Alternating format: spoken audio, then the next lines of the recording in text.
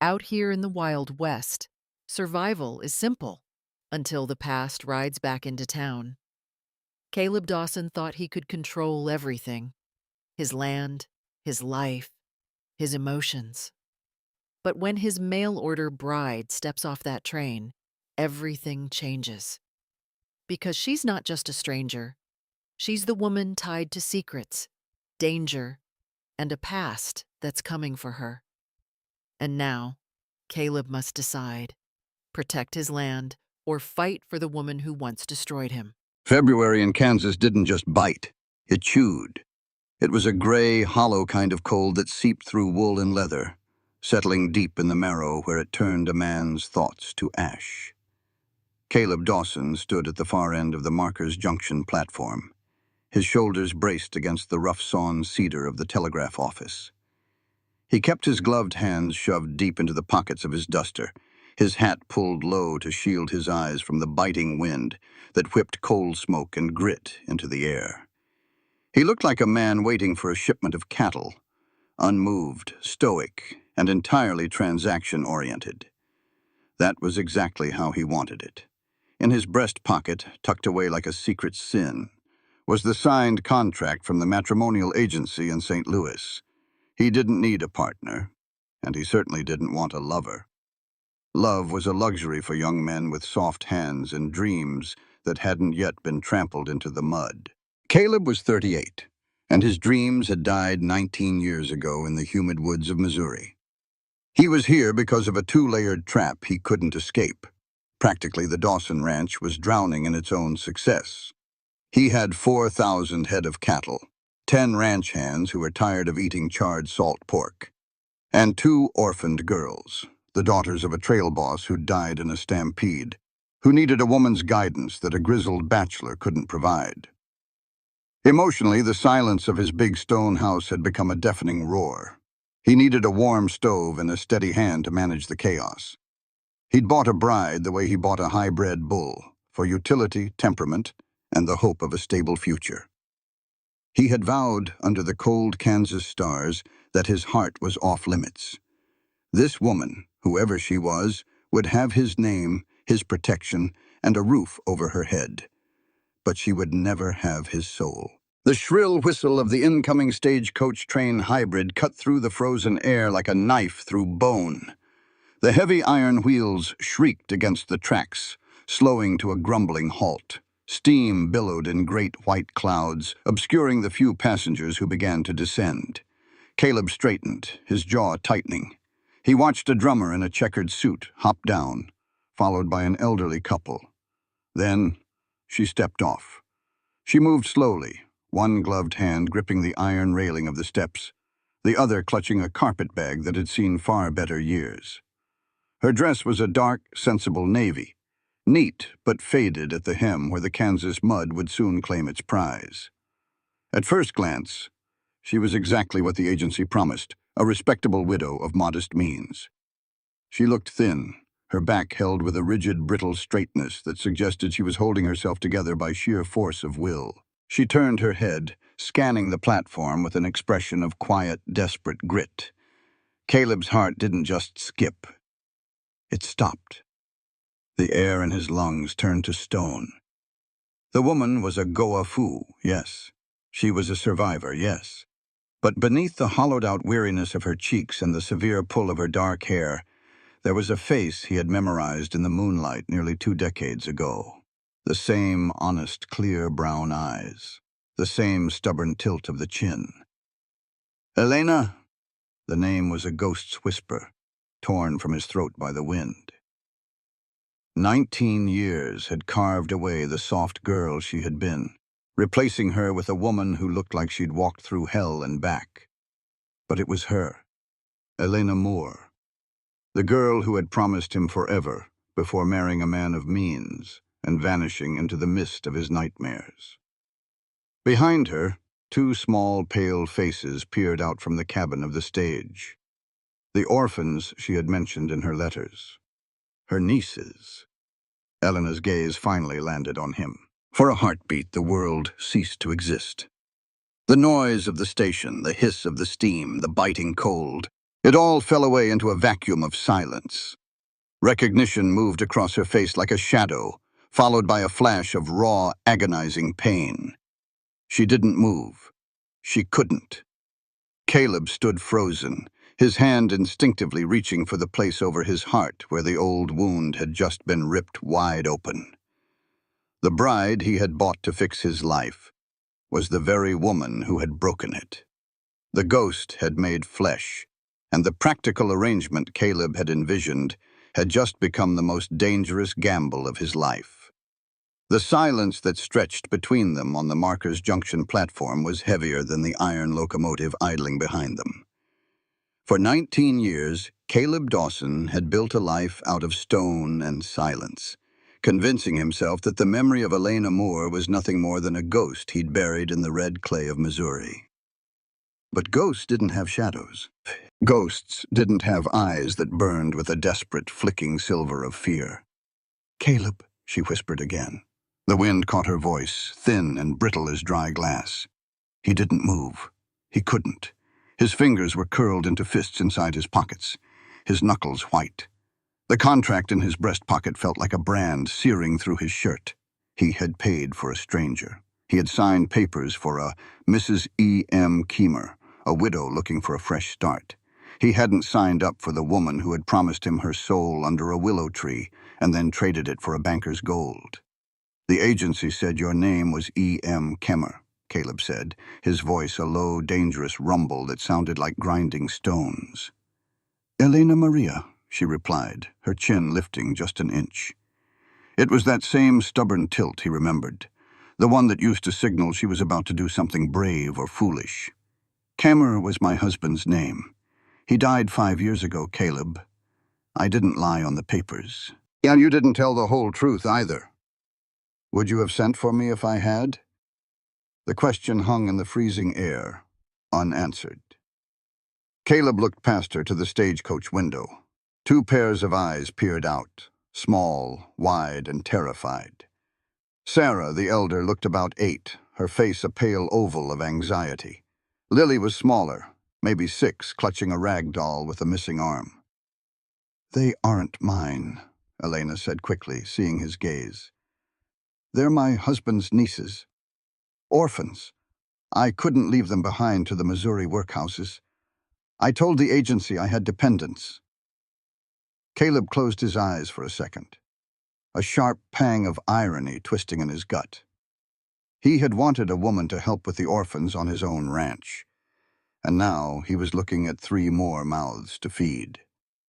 The practical arrangement was becoming a logistical nightmare. "Get in the wagon," Caleb commanded. He didn't offer his hand. He didn't take her bag. He turned on his heel and walked toward the buckboard hitched near the water trough. The ride out to the Dawson Ranch was a grueling 3-hour trek through the skeletal remains of the winter prairie. The sun was a pale, heatless coin hung in a sky the color of lead.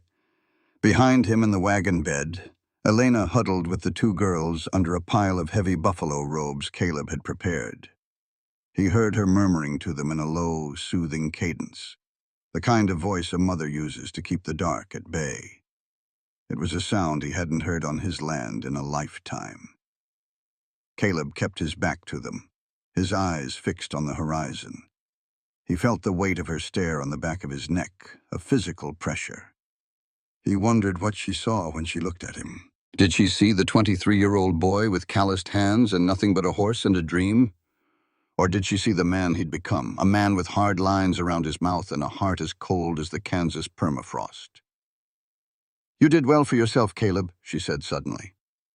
Her voice was louder now, fighting the rattle of the wheels. "I heard in town, they call this the Dawson Empire." "It's a ranch, Elena. Not an empire," he snapped, not looking back. "I broke my back for every acre. I didn't marry into it, and I didn't get it from a banker's vault." He heard her sharp intake of breath. The barb had hit home. Good, he thought. Let her feel a fraction of the salt he'd been rubbing into his own wounds for 2 decades. "I didn't come here for your money," she whispered, so low he almost missed it. "I came because I was starving, and they were starving." Caleb didn't reply. He couldn't. If he spoke, he might turn around. And if he turned around, he might see the tears he knew were stinging her eyes. And that would be the end of his resolve. He lashed the reins, urging the team faster into the biting wind. As the sun began to dip, casting long, bruised shadows over the hills, the main house of the Dawson Ranch came into view. It was a massive two-story structure built of local limestone sitting atop a rise like a fortress. Smoke curled from the chimneys, a sign that Pete, his foreman, had kept the fires banked. "Is that a castle?" The youngest girl, Lily, piped up from under the robes, her voice full of awe. "It's a house, Lily," Elena said, though her own voice sounded hollow. Caleb pulled the team to a halt in front of the porch. He climbed down, his joints cracking with the cold. He stood by the wagon wheel and looked up at Elena. For the first time in 19 years, they were on his ground, his terms. "Listen to me, Elena," he said, his voice hard. "The girls will be fed. You will have a room, but make no mistake, you are here to work. I have 10 men who need 3 meals a day, and I have 2 girls in the bunkhouse who need a teacher. That is the contract you signed. The past? It stayed in Missouri. If you bring it up, if you try to use it, you'll be on the next stagecoach out. Do I make myself clear?" Elena looked down at him, her face silhouetted against the dying orange light. Her eyes were dark, unfathomable pools. "Perfectly clear, Mr. Dawson," she said. She stepped down from the wagon, her legs buckling slightly as her boots hit the frozen dirt. Caleb reached out instinctively to steady her, his hand gripping her elbow. Even through the heavy wool of her coat, the contact felt like a lightning strike. She flinched, her breath hitching, and for a split second the years vanished. The smell of her, lavender and old wood smoke, rushed over him. He dropped his hand as if he'd been burned. "Inside," he muttered, grabbing her carpetbag. "The wind is picking up." The interior of the Dawson house was a revelation of masculine efficiency. The floors were polished dark oak, the furniture heavy and built for utility. But it was cold, not just in temperature, but in spirit. There were no curtains on the windows, no rugs to soften the footsteps, no photographs on the mantel. It was a house built to withstand the world, not to welcome it. Elena stood in the center of the kitchen, her hands trembling as she began to unbutton the girls' coats. The warmth from the large cast-iron stove was a blessing, but she felt the chill of Caleb's presence more than the heat of the fire. "Pete!" Caleb called out. A moment later, a grizzled man with a limp and a kind, weathered face entered from the back porch. He stopped short, his eyes widening as he took in the sight of Elena and the children. "Lord have mercy, Caleb," Pete said, tipping his hat. "You didn't mention there'd be little ones." "Change of plans, Pete," Caleb said shortly. "This is Mrs. Keemer. She'll be taking over the kitchen and the schoolroom. Show the girls to the pantry. There's dried apples and some cold biscuits. Elena, I want a hot meal on the table for the men in an hour." "An hour?" Elena blurted out, her eyes darting to the empty countertops.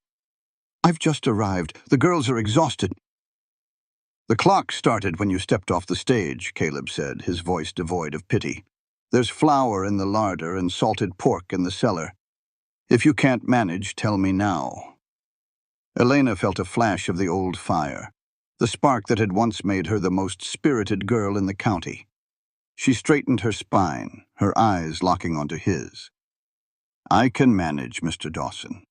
Just stay out of my kitchen." Caleb's lip curled in something that might have been a grimace of respect or perhaps just bitterness.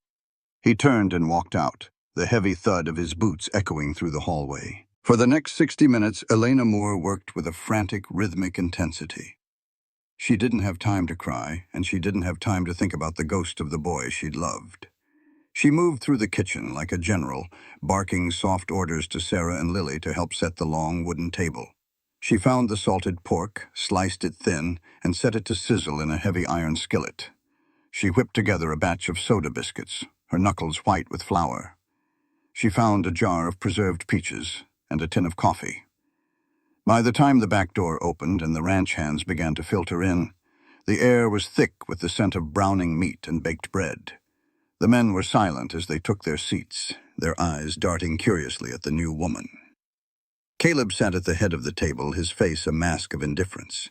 He watched as Elena moved among the men, pouring coffee with a steady hand, her face flushed from the heat of the stove. She was good, Caleb realized with a sinking feeling. She wasn't the pampered wife of a banker anymore. She worked with a grim, practiced grace. After the men had finished and retreated to the bunkhouse, and the girls had fallen asleep in the small room off the kitchen, Elena finally sat down. She hadn't eaten a bite. She stared at the empty plate in front of her, her head bowed. Caleb remained at the head of the table, turning a tin cup of coffee in his hands. "The men liked the biscuits," he said quietly. "They were a bit dry," she replied, not looking up. "The flour is old. I'll get fresh supplies in town on Friday." Silence fell again, thick as the winter frost on the window panes. "Why did you do it, Caleb?" she asked suddenly. Her voice was no longer a whisper. It was a demand. "Why did you send for a bride from an agency? A man with a house like this? You could have had any woman in the territory." Caleb set his cup down with a deliberate clatter. "I didn't want a woman from the territory. I didn't want someone who knew my business or someone whose father I traded cattle with. I wanted a transaction. I wanted someone who would owe me her life because I bought it." Elena looked up then, her eyes bright with unshed tears. "And is that what I am to you now? A purchase? You're a contract, Elena. Nothing more." He stood up, his shadow looming large against the limestone walls. "I'm going to the barn. I sleep there. Pete sleeps in the bunkhouse. You and the girls have the upstairs. Lock the doors if it makes you feel better. I won't be coming up." He started to walk away, but stopped at the door. He didn't turn around. "And Elena?" "Yes?" "Don't cook the peaches tomorrow. Save them for the girls. They look like they haven't seen fruit in a year." The door clicked shut behind him. Elena sat in the flickering candlelight of the kitchen, the silence of the Kansas prairie pressing in on her. She looked at her hands, red, chapped, and covered in flour. She was 19 years older, 1,000 miles from home, and married to a man who hated her almost as much as he wanted her. She picked up a piece of leftover bread and bit into it. It was salty and hard, but it was the first thing that had tasted like hope in a very long time. The third week on the Dawson Ranch brought a different kind of cold, a dry, biting wind that shrieked across the limestone ridges, carrying the scent of a coming thaw that never seemed to arrive. But inside the thick stone walls of the main house, a transformation was taking place, one that Caleb watched with a mixture of awe and growing irritation. Elena didn't just cook, she conquered. She had taken the chaos of a bachelor's kitchen and organized it with the precision of a clockmaker. The pantry was no longer a jumble of rusted tins. It was a catalog of survival. But it wasn't just the house. It was the girls. Caleb stood in the doorway of what used to be a storage room. He had cleared it out a week ago, dragging heavy crates of horse tack and rusted tools into the barn. Now it was a schoolroom. Elena sat at a small oak table he'd salvaged from the attic. Sarah and Lily sat on either side of her, their heads bowed over slates. The scratch, scratch, scratch of chalk was the only sound in the room. "A is for acre," Elena's voice was low and melodic, a soothing contrast to the howling wind outside. "B is for basin. C is for covenant." Caleb leaned his shoulder against the doorframe. He watched the way a stray lock of dark hair fell across Elena's forehead, and how she absent-mindedly tucked it behind her ear with a chalk-dusted finger. She looked younger in the morning light, less like a grieving widow and more like the girl who used to read poetry to him in the tall grass of Missouri. Lily looked up, her eyes widening. "Mr. Caleb, look, I made a D." Caleb straightened, his face instantly smoothing into its customary mask of indifference. He walked over, his heavy spurs jingling softly on the floor. He looked down at the shaky, lopsided letter on the slate. D is for Dawson, Caleb said, his voice surprisingly gentle. Lily beamed, a gap-toothed grin that tugged at something deep in Caleb's chest, a place he'd kept boarded up for a long time. "Go on with your lessons," he muttered, turning to Elena. Her eyes met his, and for a second, the practical agreement they'd signed felt like a flimsy piece of paper. There was a question in her gaze, a silent searching that made him want to bolt for the barn. "I'm heading to the south pasture to check the fences," Caleb said, his voice regaining its gravelly edge. "Pete will be back at noon for the midday meal. Don't go near the creek. The ice is thinning." "Caleb," she called out as he turned to leave. He stopped, but didn't look back. "Yeah? Thank you for the schoolroom and the slates." "It's for the girls," he snapped. "I don't want illiterate hands on my ranch. It's bad for business." He walked out before he could see the light fade from her eyes. The shared labor of the ranch became their bridge. They spoke in the shorthand of necessity, about seed counts, the price of tallow, and the health of the horses. But in the quiet moments, in the heavy silence after the girls were tucked into bed, the air between them grew thick with the unspoken. Caleb found himself lingering in the kitchen longer than he should, watching her mend his shirts by the light of a single kerosene lamp. Elena found herself watching him from the window as he broke colts in the corral, his body moving in a brutal, beautiful harmony with the animals.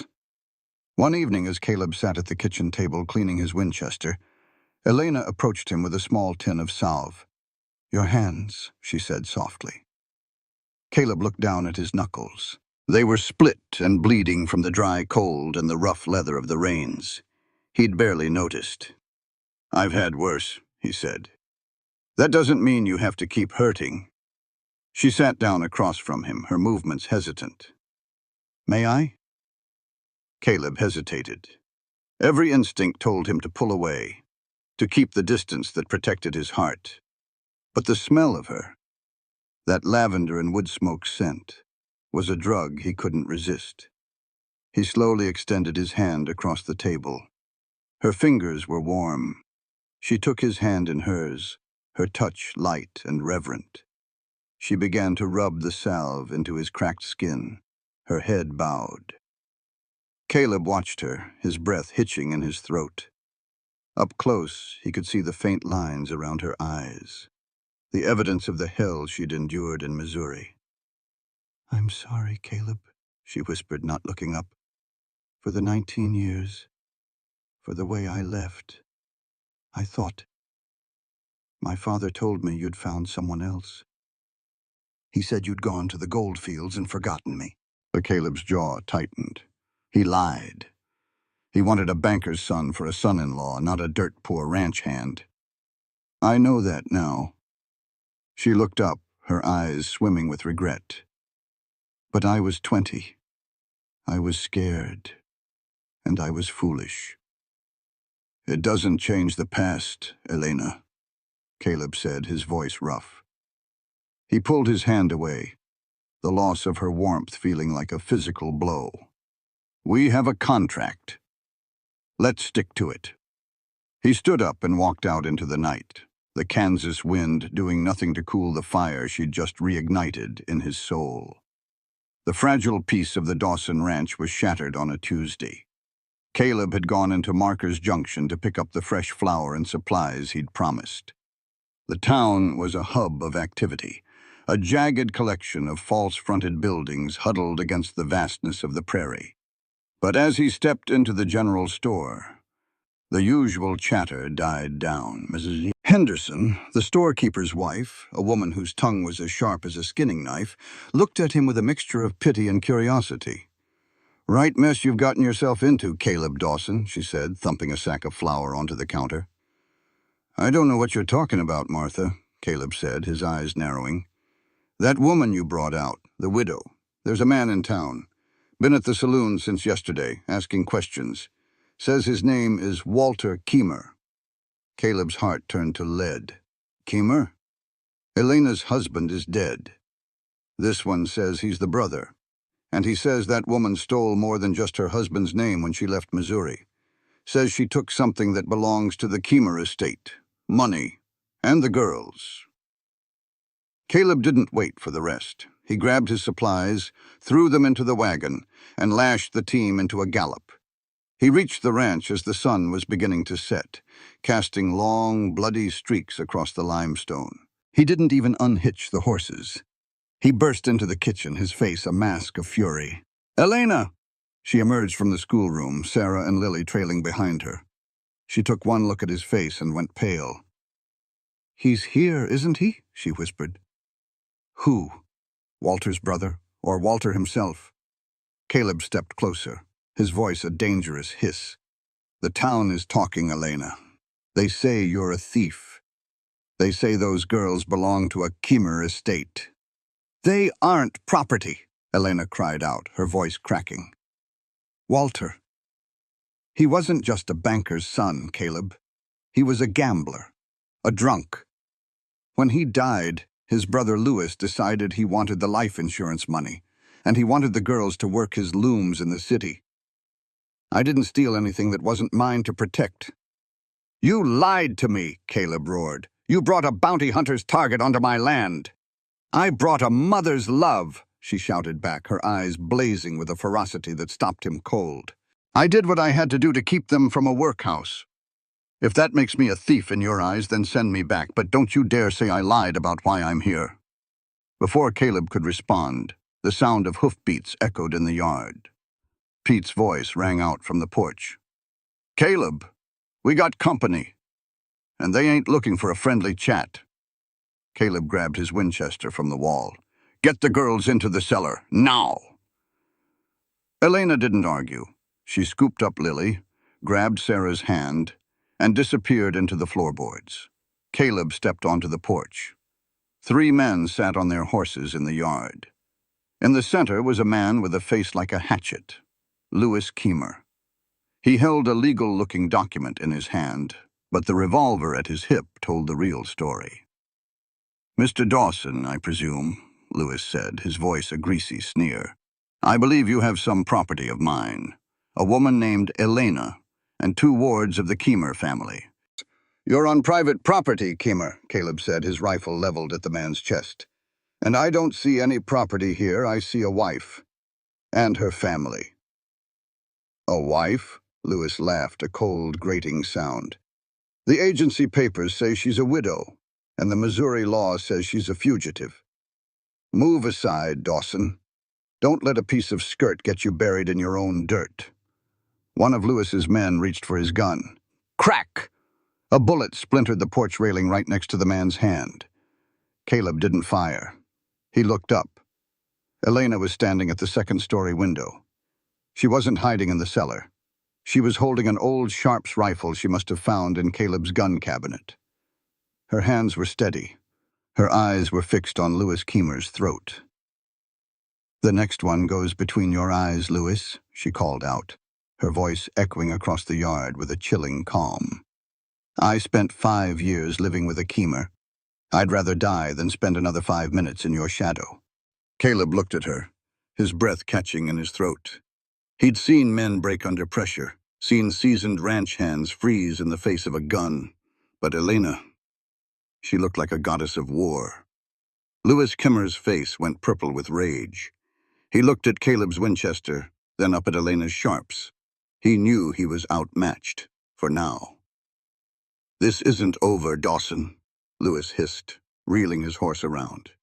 "The law is coming, and when it does, I'm taking everything, starting with her." The men galloped away into the gathering dark. Caleb stood on the porch for a long time, the silence of the prairie returning with a vengeance. He looked up at the window. Elena was still there, the rifle resting on the sill. He realized then that the woman who had stepped off that stage wasn't just a ghost of his past. She was a storm, and he was either going to have to weather it with her or let it tear his world apart. He walked inside. Elena met him at the top of the stairs, the rifle still in her hand. "You stayed," she said, her voice trembling now that the adrenaline was fading. I have a contract to protect, Caleb said, though the words felt hollow and fake. Is that all it is, Caleb? A contract? He looked at her, at the bruise-like shadows under her eyes, the smudge of gunpowder on her cheek, and the raw, desperate hope in her gaze. Get some rest, Elena, he said, turning away. We ride for the sheriff in the morning. But as he walked to the barn, Caleb knew he wasn't riding to the sheriff to turn her in. He was riding to find a way to keep her forever. If you enjoyed this journey, don't forget to like, comment, share, and subscribe, because every story deserves to be heard. The aftermath of the standoff with Lewis Kemmer left the Dawson Ranch under a heavy, suffocating blanket of tension. Caleb didn't return to the house that night. He patrolled the perimeter until his eyes burned from the wind and his horse, a charcoal stallion named Midnight, was lathered with sweat. He didn't trust the silence of the prairie. He knew men like Lewis Kemmer, men who hid behind pieces of paper until they could find a knife to stick in your back. It was nearly midnight when Caleb finally led Midnight into the barn. The air inside was thick with the scent of sweet hay and the warm, rhythmic breathing of livestock. He began to unsaddle the horse, his movements slow and mechanical. His joints ached with a deep, weary thrum. You should be sleeping, Caleb said without turning around. He'd heard the soft scuff of boots against the dirt floor. Elena stepped out from the shadows near the grain bin. She had a wool shawl wrapped tight over her nightgown, her hair hanging in a single, thick braid down her back. In the amber glow of the lantern, she looked less like a warrior and more like the girl he'd lost, soft, vulnerable, and hauntingly beautiful. The girls are asleep, she said, her voice a low murmur that vibrated in the rafters. But the house felt too big, too quiet. Caleb pulled the heavy leather saddle off Midnight's back and heaved it onto the rack. He didn't look at her. The cellar is the safest place if they come back. You shouldn't be out here. They won't come back tonight. Lewis is a coward. He'll wait for the sun so people can see him being legal. Elena moved closer, stopping just a few feet away. She watched him pick up a curry comb and begin to brush the stallion's flank. Caleb, your arm, you're bleeding. Caleb glanced down. A splintered piece of the porch railing from the afternoon's gunfire had grazed his forearm. He hadn't even felt it. The blood had dried, gluing his sleeve to the skin. It's nothing, he grunted. It's not nothing. It'll fester in this cold. She reached out, her hand hovering near his arm. Sit, please. Caleb wanted to refuse. He wanted to maintain the wall of ice he'd built between them. But he was so tired. Tired of the anger. Tired of the 19 years of pretending he didn't care. He sat on a low wooden stool, his head bowed. Elena disappeared for a moment, returning with a bucket of clean water and a cloth. She knelt in the straw at his feet. The intimacy of the gesture, a woman kneeling before a man in the quiet of a barn, made Caleb's heart hammer against his ribs like a trapped bird.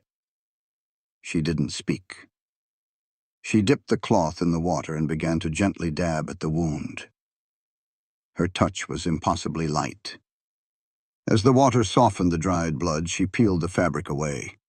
Caleb winced, a sharp intake of breath hissing through his teeth. I'm sorry, she whispered. Don't be. She worked in silence for a few minutes, cleaning the shallow gouge. The lantern flickered, casting long, dancing shadows against the stable walls. Caleb watched the top of her head, the way the light caught the stray silver threads in her dark hair. He realized then that he didn't just want her. He cherished her.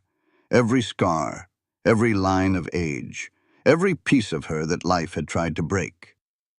As she finished cleaning the wound, Elena didn't pull away. She rested her hand on his forearm, her thumb tracing the edge of an old, jagged scar near his wrist, a mark from a barbed wire accident years ago.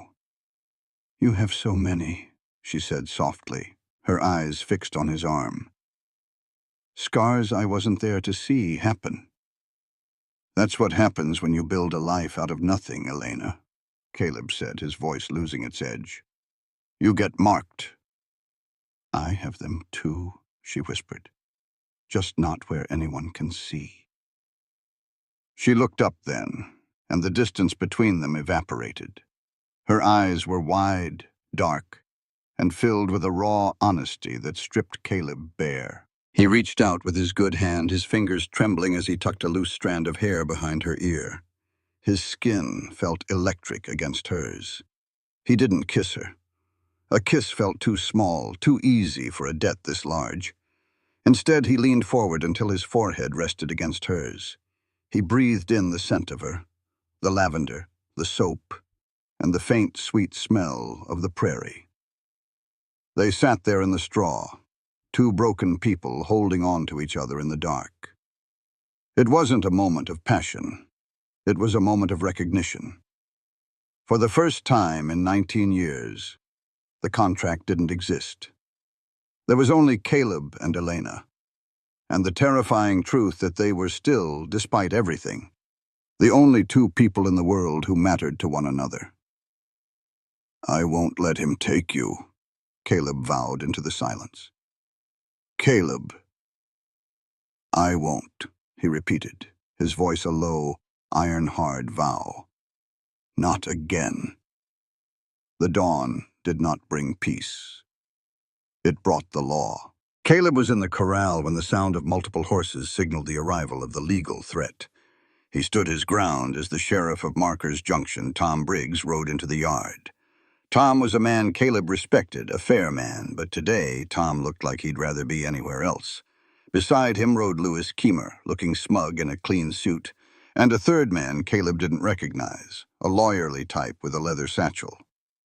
"Caleb," Tom said, tipping his hat. He didn't dismount. "We need to talk."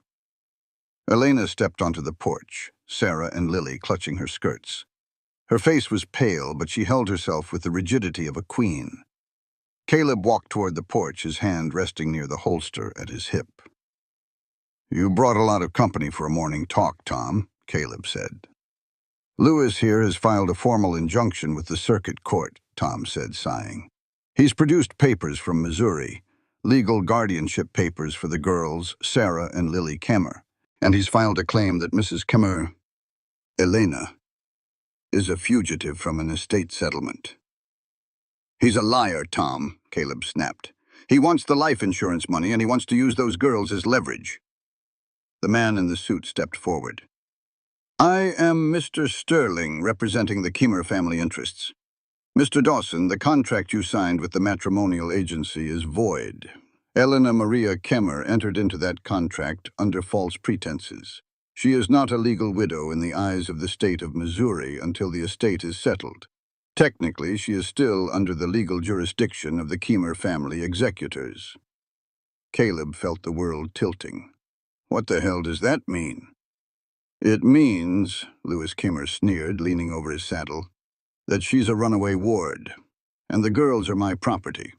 The sheriff is here to enforce the return of Kemmer property to Missouri for trial." "Trial for what?" Caleb roared. "Theft," Sterling said calmly. "The Kemmer estate is missing $5,000 in gold. Gold that disappeared the same night Elena Moore left Missouri." The yard went silent. Caleb turned to look at Elena. She looked as if she'd been struck. Her eyes were wide, her mouth parted in shock. "Elena?" Caleb asked, his voice cracking. "Tell them it's a lie." Elena looked at Lewis, then at the gold band on her finger, the ring Caleb had provided for the ceremony. Her throat worked, but no words came out. The silence stretched, becoming a physical weight. "She can't deny it," Lewis laughed. "Because she knows where it is. She used it to buy her way out here, didn't she? Used Kemmer gold to trick a Kansas rancher into protecting her." "I didn't steal it," Elena finally cried out, her voice echoing off the limestone walls. "Walter gave it to me. Before he died, he told me his brother would kill us both for that money. He told me to take the girls and run." "A likely story," Sterling said. "But without a deathbed confession in writing, it's just the word of a fugitive." Sheriff Tom Briggs looked at Caleb, his expression pained. "Caleb, if there's a theft charge and a guardianship dispute, I have to take them into custody. I have to hold them in town until the Missouri circuit judge arrives on the Friday stage. Over my dead body, Caleb said, his Winchester clearing the scabbard in a blur of motion. Caleb, don't! Elena screamed. She ran down the porch steps, throwing herself between Caleb and the sheriff's posse. Don't do this. If you shoot a lawman, you'll lose the ranch. You'll go to the gallows, and then who will protect the girls? I won't let them take you, Elena, I promised. You promised to keep us safe, she shouted back, her hands gripping his jacket. If you fight them now, we all die. Look at Sarah. Look at Lily. Caleb looked.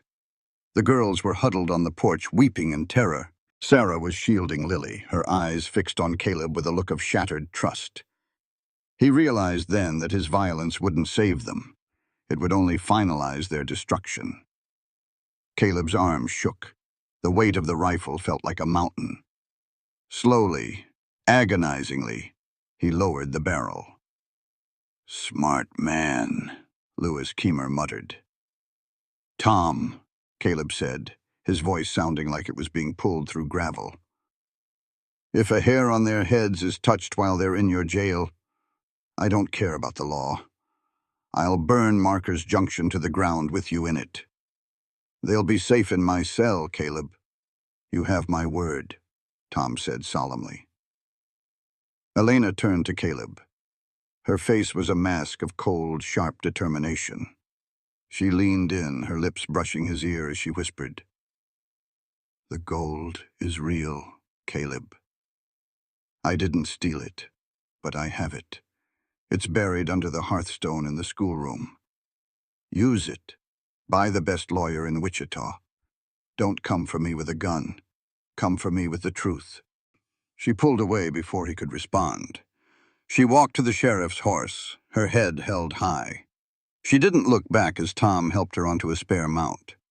Sarah and Lily were placed in a small wagon Lewis had brought. Caleb stood in the center of his empire, watching the dust of their departure settle on the frozen ground. He felt smaller than he ever had in his life. 19 years ago, he'd lost her because he was poor. Today, he'd lost her because he was a man of stone who didn't know how to fight a war of lies. He stood there for an hour until the sun was high and the ranch hands began to murmur in the distance. Then he turned and walked into the schoolroom. He found a crowbar. He pried up the heavy limestone hearthstone. There, tucked in a rotted leather pouch, was the Keemer gold. But beside the gold was something else, a bundle of old letters tied with a faded blue ribbon. Caleb opened the first one. It was dated 18 years ago. It was addressed to Caleb Dawson, Marker's Junction, Kansas Territory. It was a letter from Elena, begging him to come for her, telling him she had been forced into the marriage, telling him she loved him. The letters were all unmailed. They were covered in bloodstains and dirt. Caleb fell to his knees. Elena hadn't just survived. She had been waiting for him in a prison of her own for 2 decades. The atonement. Caleb didn't weep. He didn't rage. He stood up, the gold in one hand and the letters in the other. He walked to the barn. Pete, he roared. Yeah, boss. Pete appeared, his face grim. Saddle the fresh bays. We're not going to the sheriff. Where are we going? To Missouri, Caleb said, his eyes glowing with a terrifying, righteous fire. If the law wants a trial, I'm going to give them a massacre. I'm going to find the man who intercepted those letters, and I'm going to bring back the only thing that matters. Elena had been the one to survive on her own for 19 years. Now it was Caleb's turn to prove that he was more than just a man with a contract. He was a man with a soul. The jailhouse in Marker's Junction was a squat, windowless building made of iron-reinforced limestone. It smelled of damp stone, old tobacco, and the cold, metallic tang of despair. Elena sat on the narrow cot, her arms wrapped around Sarah and Lily. The girls had stopped crying an hour ago, their exhaustion finally overriding their terror. They were huddled against her, their breathing shallow and rhythmic in the gloom. Outside the iron bars, the hallway was silent, save for the occasional rhythmic scrape of Sheriff Tom Briggs's boots as he paced the front office. "He's coming for us, isn't he?" Sarah whispered, her eyes wide and dark in the shadows. "Caleb?" Elena asked, stroking the girl's hair. "No, Papa's brother. He said we belong to him." Elena tightened her grip. "You belong to no one, Sarah. To no one. Do you hear me? You are not property. You are girls with souls, and as long as I have breath in my lungs, Louis Keemer will not lay a finger on you." The heavy iron door at the end of the hallway groaned open. Elena's heart spiked. She stood up, shielding the girls with her body. It wasn't Caleb. It was Louis Keemer. He walked down the narrow corridor with a predatory grace, his hat pulled low. He stopped in front of the bars, a sneer twisting his hatchet-like face. Behind him, the sheriff was nowhere to be seen, likely lured away by some distraction Louis had manufactured. "Comfortable, Elena?" Louis asked, his voice a low, greasy drawl. "It's a far cry from the Dawson mansion, isn't it? But then again, you always were a creature of the mud." "What do you want, Louis?" "I want what's mine. The gold. And the girls." He leaned against the bars, the scent of cheap whiskey wafting from his clothes. "I know Dawson found the gold. I saw the way he looked at the schoolroom floor before we left. But gold won't save you from a hangman's noose in Missouri. You're a thief and a kidnapper. The judge won't care about your mother's love." "The gold was Walter's to give," Elena hissed. "He knew you'd spend it on gambling and vice while these girls starved." Louis laughed, a cold, dry sound. "Walter was a fool. He died with his secrets. And now you'll die with yours, unless... Unless what? Sign the girls over to me, voluntarily. Give me a statement saying you stole the gold and that Dawson was your accomplice. Do that, and I'll tell the judge you were confused. I'll let you walk. You can go back to being a barmaid in some two-bit town. And I'll take the girls to the mills in St. Louis where they can finally earn their keep." Elena felt a surge of cold, white-hot rage. She stepped up to the bars, her face inches from his. "I would rather see them in their graves than in your service, Louis. And I would rather hang than tell a single lie for a man like you." Louis's face went purple. He reached through the bars, his fingers clawing for her throat, but Elena moved with the speed of a cornered cat, slapping his hand away. "Touch me again," she whispered, her voice vibrating with a terrifying calm. "And I will take your eyes. I have nothing left to lose, Louis. Remember that." Louis recoiled, his eyes flickering with a momentary flash of genuine fear. He adjusted his coat, his sneer returning, but it was thinner now. "Friday morning, Elena," he spat. "The stage brings the circuit judge. Enjoy the silence while you can. Because when he arrives, your life ends." He turned and vanished into the darkness of the hallway. Elena sank back onto the cot, her knees shaking. She looked at her hands. They were steady, but her soul felt like it was breaking. "Caleb," she thought, closing her eyes. "Please, don't come with guns. Come with the truth." 20 miles away at the Dawson Ranch, the truth was being unearthed with a crowbar and a lantern.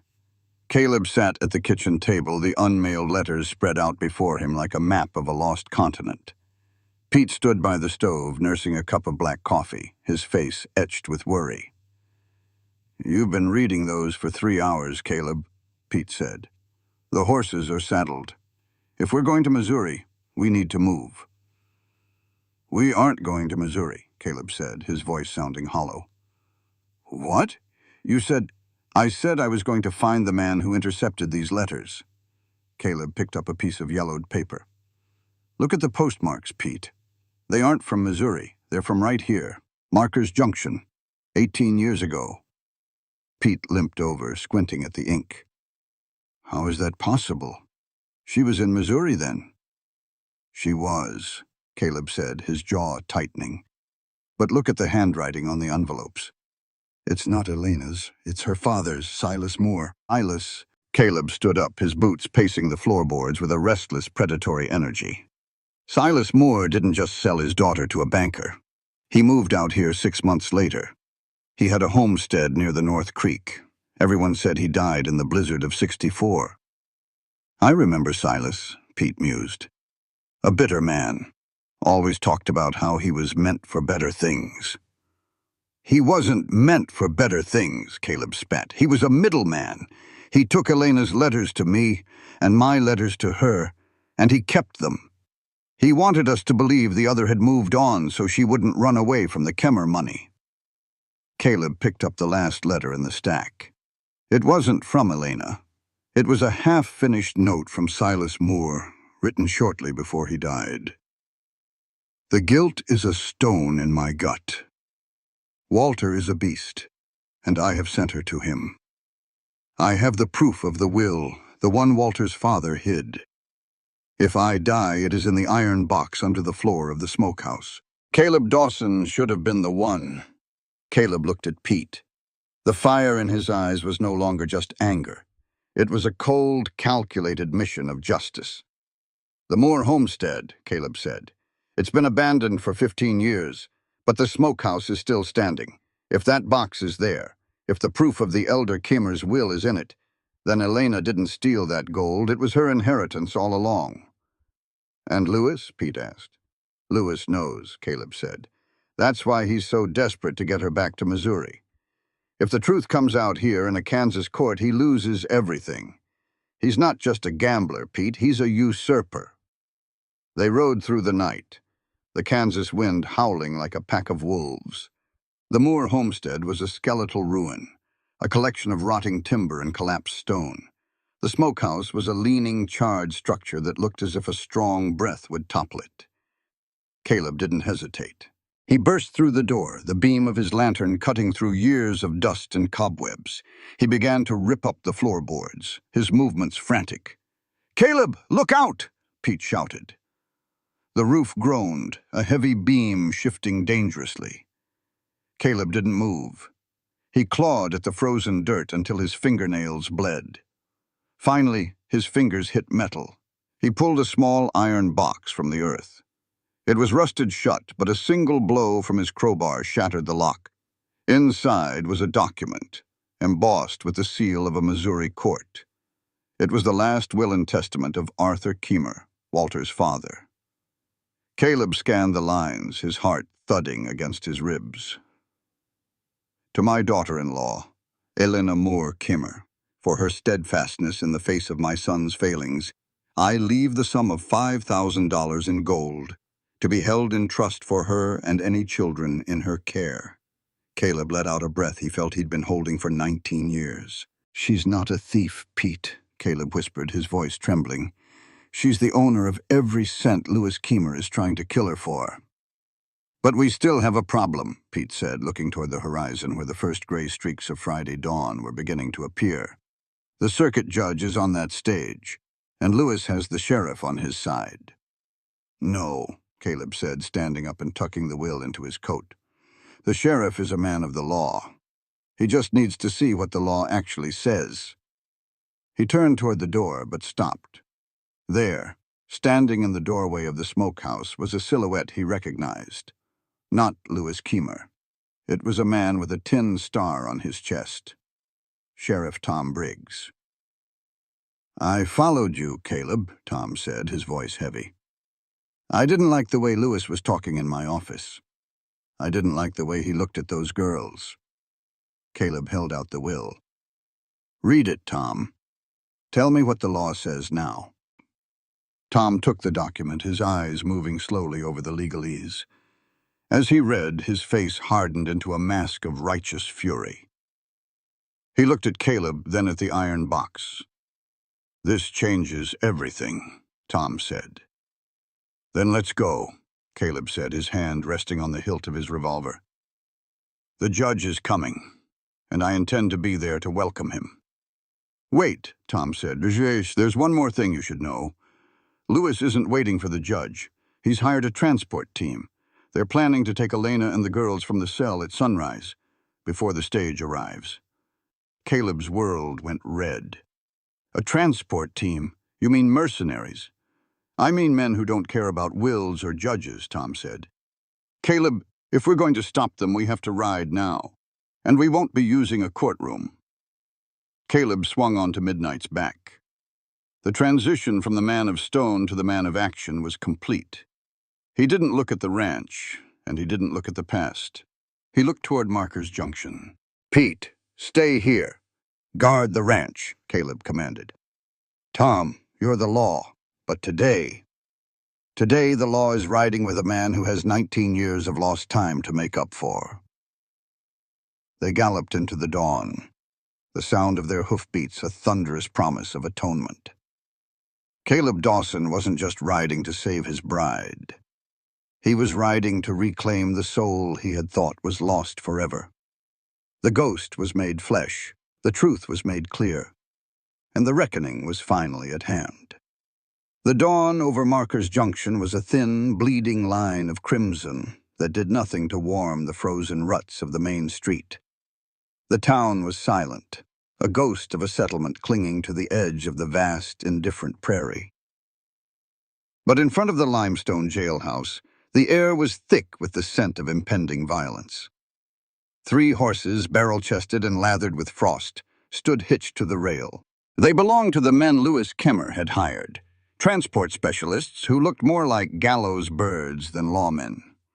They stood on the boardwalk, their breath puffing in white plumes, their hands resting on the handles of their sidearms with a practiced, lethal casualness.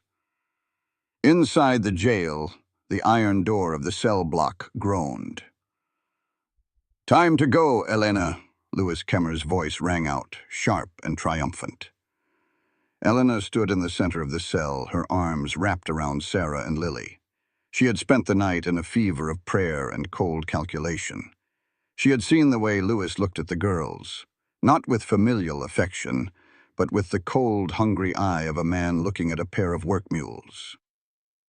"The stagecoach doesn't arrive for another 2 hours, Lewis," Elena said, her voice a low, vibrating chord of defiance. "You're acting outside the law." "I am the law for the Kemmer estate," Lewis spat, stepping up to the bars. He held a heavy ring of keys. "The sheriff is out on a distress call at the North Creek. By the time he gets back, you'll be 10 miles toward the Missouri border. Move aside." He jammed the key into the lock. The bolt slid back with a heavy, final clack. Lewis stepped into the cell, his hand reaching for Elena's arm. But he didn't expect the fire. Elena didn't cower, she lunged. She had spent 19 years being a victim, and she was done. She drove the heel of her boot into Lewis's shin and swung her heavy carpet bag, weighted with a jagged piece of limestone she'd pried from the corner of the cell, into his temple. Lewis staggered back, a snarl of pain escaping his throat. "You bitch!" He raised his hand to strike her, but the sound of thunder stopped him. Not the thunder of a storm, but the rhythmic, bone-shaking beat of galloping hooves. Caleb Dawson didn't ride like a rancher. He rode like a man who was outrunning death itself. Beside him, Sheriff Tom Briggs held the reins of his bay with a grim, focused intensity. They tore into Marker's Junction, the sound of their arrival echoing off the false-fronted buildings like a fusillade of gunfire. Caleb saw the mercenaries on the boardwalk. He didn't slow down. He steered Midnight directly toward the hitching rail, leaping from the saddle before the horse had even come to a halt. "Dawson! Get back!" one of the mercenaries shouted, his hand blurring toward his holster. Caleb didn't draw his gun. He drew his Winchester from the scabbard in a single, fluid motion and swung the heavy walnut stock into the man's jaw. The mercenary went down like a felled ox. Tom Briggs swung down on the other side, his own revolver drawn. "Drop 'em! Now! I'm the sheriff of this county and you're under arrest for kidnapping!" The other 2 mercenaries hesitated, looking from the sheriff's star to the terrifying, cold-eyed fury of Caleb Dawson. They dropped their gun belts into the dirt. Caleb didn't wait for them to be cuffed. He burst through the jailhouse door, his boots thundering on the floorboards.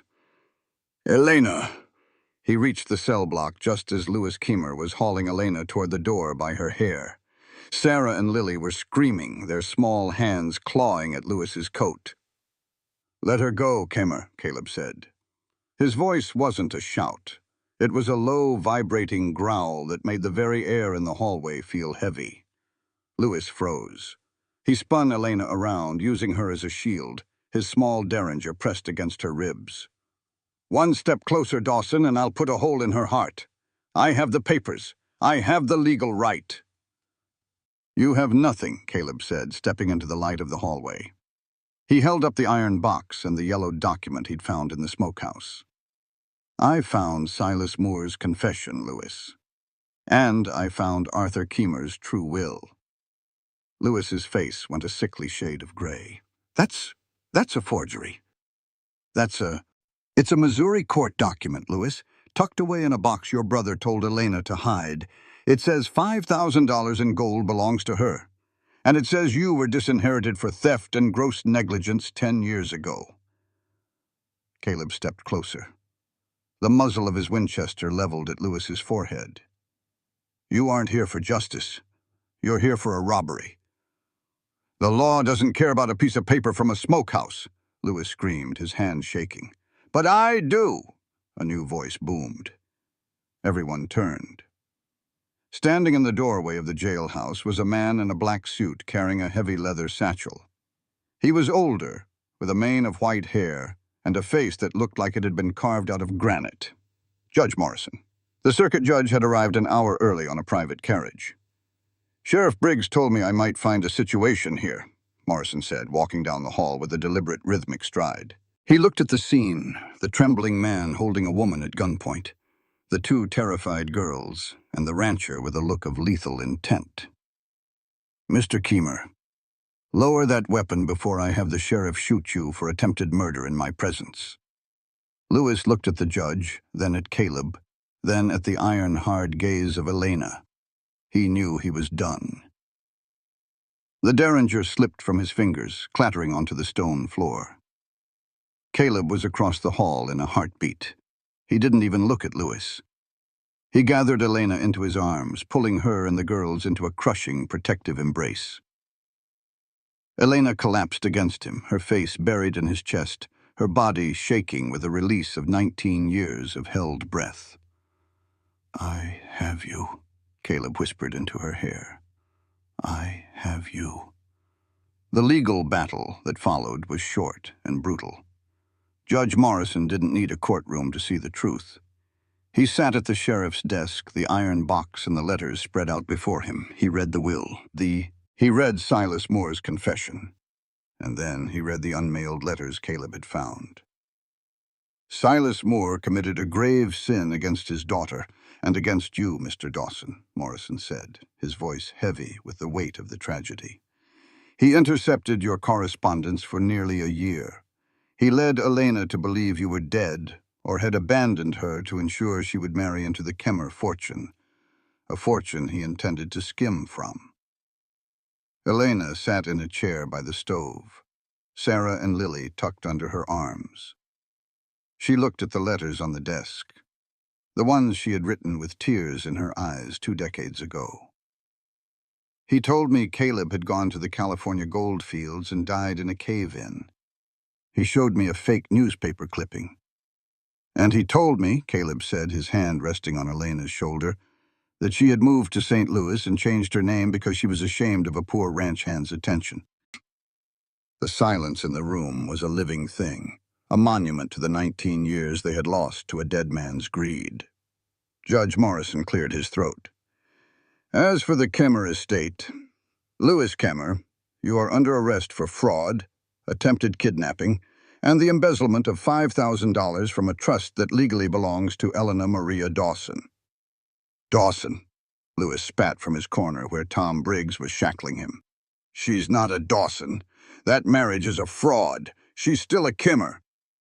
Morrison looked at Lewis with a look of profound disgust.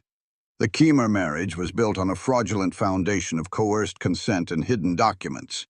Under the laws of this territory and with the authority granted to me by the circuit court, I hereby declare the Kemmer marriage annulled ab initio. It never existed in the eyes of God or the law." He looked at Caleb and Elena. A faint, rare smile touched the judge's lips. "However, the marriage certificate I saw filed this morning between Caleb Dawson and Elena Maria Moore, that appears perfectly valid, Provided, of course, the parties are still willing. Caleb looked down at Elena. The practical agreement was gone. The mail-order contract was a memory. "I've been willing for 19 years, Elena," Caleb said, his voice thick with emotion. "I don't need a contract. I just need you." Elena stood up. She reached out and took his hand.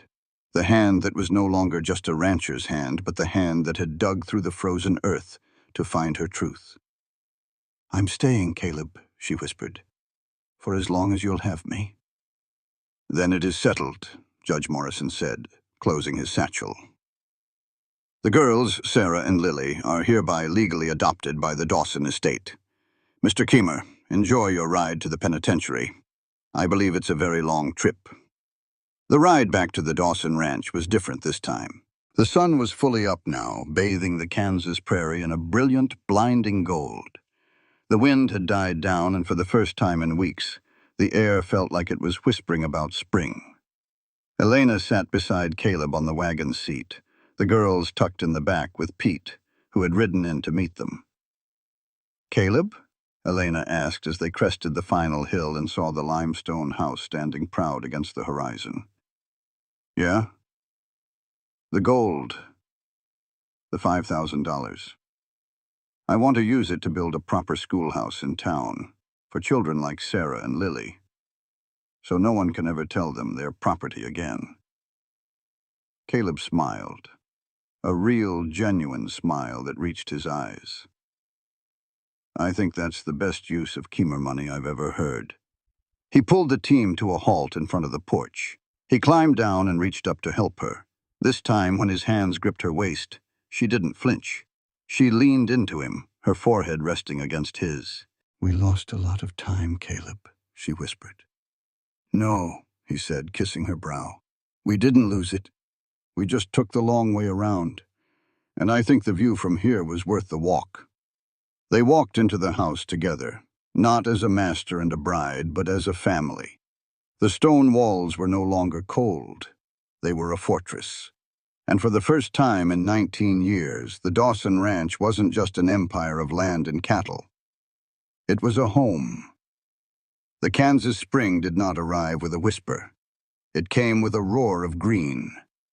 The iron-gray skies of February had surrendered to a vast sapphire canopy, and the limestone ridges of the Dawson Ranch were now carpeted in blue-stem grass and wild indigo. The air, once sharp enough to shatter bone, was now soft and heavy with the scent of damp earth and the blooming plum thickets down by the creek. It was May, exactly 3 months since a ghost had stepped off a stagecoach and turned Caleb Dawson's world of stone into a garden of thorns and hope. Today, the Dawson house did not look like a fortress. The heavy oak doors were thrown wide, and the scent of lavender and fresh-baked bread drifted on the breeze, competing with the sweet fragrance of the lilacs Elena had insisted on planting near the porch. Caleb stood in his bedroom, struggling with a stiff white collar that felt like a hangman's noose. He stared at his reflection in the mirror, the first time he had truly looked at himself in years. The lines around his eyes were still there, carved deep by sun and sorrow, but the haunted, hollow look in his gaze had been replaced by a quiet, steady fire. He was 40 years old, and for the first time in his life he wasn't just surviving. He was living. A soft knock at the door made him turn.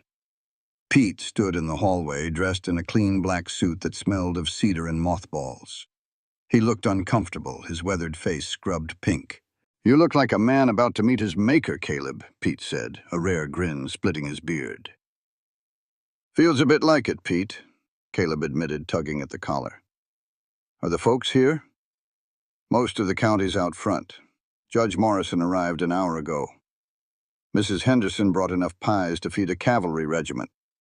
And the girls—" Pete paused, his voice softening. "They look like angels, Caleb. Sarah's got a look in her eye that'd make a wolf back down, and Lily, she's been running around telling everyone that today is the day her new papa becomes official." Caleb felt a lump in his throat that no amount of coffee could wash away. "Thanks, Pete, for everything. For staying when I was a man no one wanted to be around. I stayed because I knew the man you were, even when you didn't, Pete said, clapping him on the shoulder. Now get down there. A man shouldn't keep a bride like that waiting. Not again. The ceremony took place on the wraparound porch overlooking the south pasture where the cattle grazed like slow-moving clouds. There was no grand cathedral, no stained glass, only the endless horizon and the witness of the prairie wind. When Elena stepped through the front door, the murmuring crowd fell into a hushed, reverent silence. She didn't wear silk or lace. She wore a dress of soft, cornflower blue linen, the exact color of the Kansas sky in mid-afternoon. Her dark hair was pulled back, but a few loose tendrils framed her face, which was no longer pale and drawn, but glowing with a quiet, radiant strength. Tucked into her bodice, right over her heart, was a small blue ribbon, the one that had bound the unmailed letters for 19 years. She walked toward him, her hand resting on Sarah's shoulder. Sarah held a small bouquet of wildflowers, her chin tilted high, a miniature version of the woman beside her. Lily followed, dropping petals with a frantic, joyful intensity. As Eleanor reached Caleb, she didn't look at the judge or the neighbors. She looked only at him. Judge Morrison cleared his throat, his voice booming across the yard. We are gathered here today not merely to witness a contract of marriage, but to celebrate a restoration.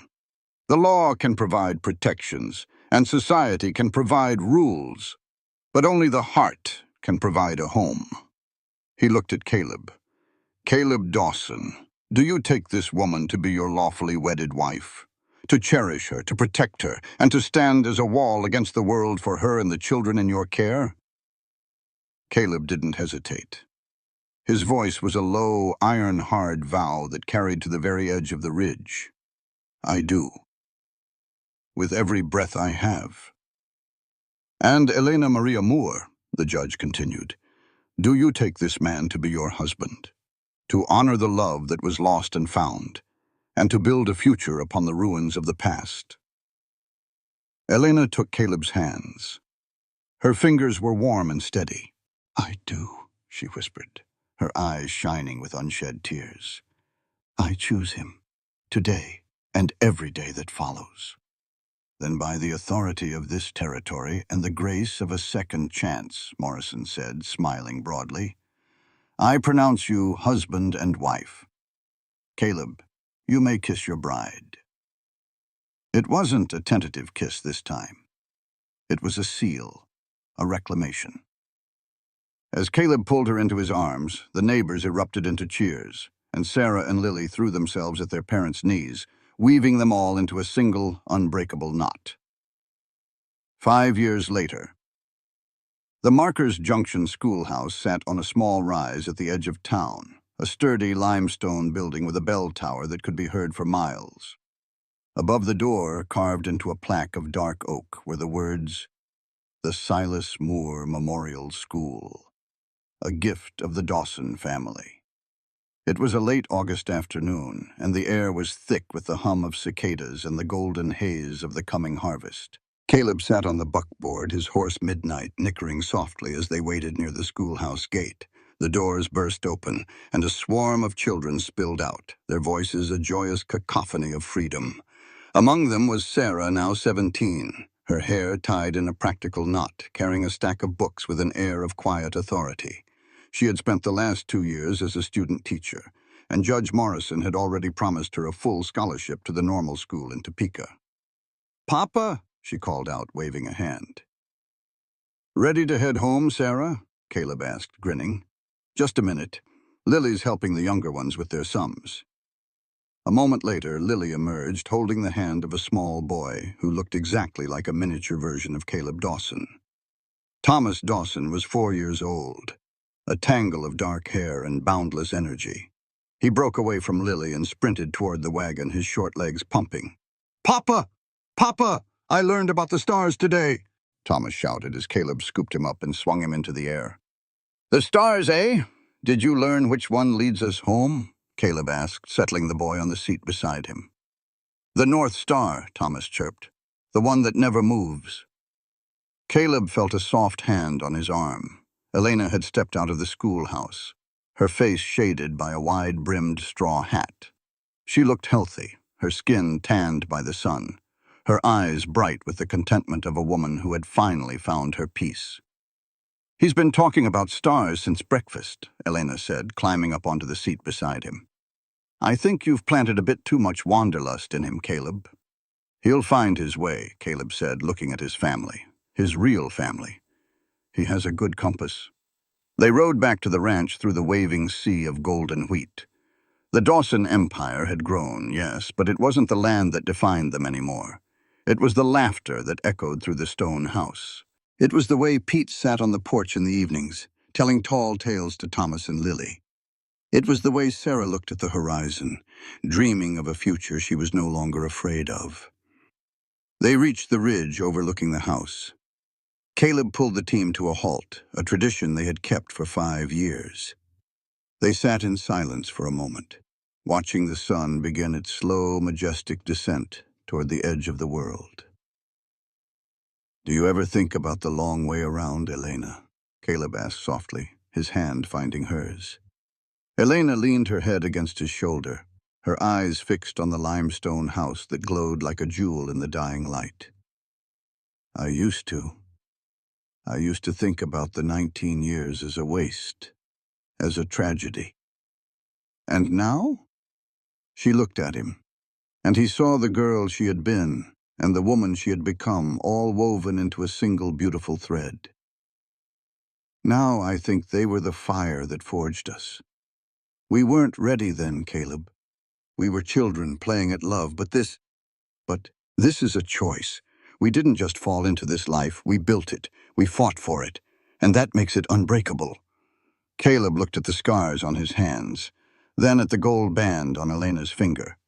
He looked at Sarah and Lily, who were laughing in the back of the wagon, and at Thomas, who was fast asleep against his father's leg. He realized then that the title of their story wasn't just about a bride who stepped off a stage. It was about the man who stood his ground until the world finally gave back what it had stolen. "Unbreakable," Caleb repeated, his voice a whisper of profound gratitude. He flicked the reins, and the wagon rolled down the hill toward the light of the house. The shadows were long, but they didn't hold any ghosts anymore. The wind was picking up, but it wasn't cold. 19 years of silence had been replaced by a lifetime of song. And as the stars began to peek through the velvet blue of the Kansas night, the Dawson family went home. Not to a contract, but to the legacy of a love that had chosen to survive. This story proves that strength isn't just about fighting enemies. It's about standing up for what's right, even when it costs everything. In the Wild West, loyalty, love, and courage define who we truly are. This channel brings you stories of cowboys, love, family bonds, and the compassion that connects people through hardship. This story exists within the realm of fiction, where imagination shapes reality. Any similarities to real-life individuals, organizations, or events are entirely coincidental. The author does not endorse or represent any real entity through the content of this work. As the dust settles over the Kansas plains and the wind no longer howls with the bitterness of old regrets, what remains is not just a story of cowboys, contracts, and conflict, but a quiet, enduring truth about the human heart. Caleb Dawson and Elena did not simply find each other again. They earned their way back through years of silence, misunderstanding, and pain. Their journey reminds us that love is not always lost when it disappears. It is sometimes buried, waiting for truth to uncover it. What makes this story powerful is not the danger they faced, nor the battles fought with guns or law, but the deeper war within themselves. Caleb had to confront the walls he built to survive, walls made of pride, fear, and unresolved grief. Elena had to carry the weight of sacrifice, of being misunderstood, and of protecting those she loved at all costs. And in the end, neither strength nor survival alone was enough. It was vulnerability, raw, honest, and terrifying, that allowed them to finally see each other again. There is a lesson here about truth. Lies, even when born from fear or manipulation, have a way of shaping entire lives. For 19 years, two people lived in separate prisons built on deception. And yet, the truth, hidden in letters, buried in the ground, and carried in the heart, never truly died. It waited. This teaches us that no matter how long it takes, truth has a quiet persistence. And when it finally rises, it has the power to restore what seemed beyond saving. There is also a lesson about choice. Love, in its truest form, is not just a feeling, it is a decision made again and again, especially when it is difficult. Caleb and Elena did not fall back into love the way they once did as young dreamers. They chose it. After pain, after betrayal, after seeing each other not as who they were, but as who they had become. That kind of love is not fragile. It is forged, tested, and ultimately unbreakable. And perhaps most importantly, this story speaks about compassion, the kind that extends beyond romance. It lives in the way Elena protected the girls when no one else would. In the way Caleb, despite his anger, could not turn his back on those in need. In the way a broken house became a home, not through wealth, but through care, patience, and shared struggle. It reminds us that family is not always defined by blood, but by the courage to stand for one another when it matters most. In a world that often values speed, certainty, and easy answers, this story asks us to slow down and reflect. It asks, what would you do if given a second chance? Would you hold on to your pride, or would you choose forgiveness? Would you let the past define you, or would you fight to reclaim what was taken from you? Because in the end, Caleb did not win by force. He did not reclaim his life through violence or control. He won by choosing to believe, to listen, and to stand beside the woman he once lost, not as her owner, not as her savior, but as her equal. And Elena, in turn, showed that true strength is not in running from hardship, but in enduring it without losing your humanity.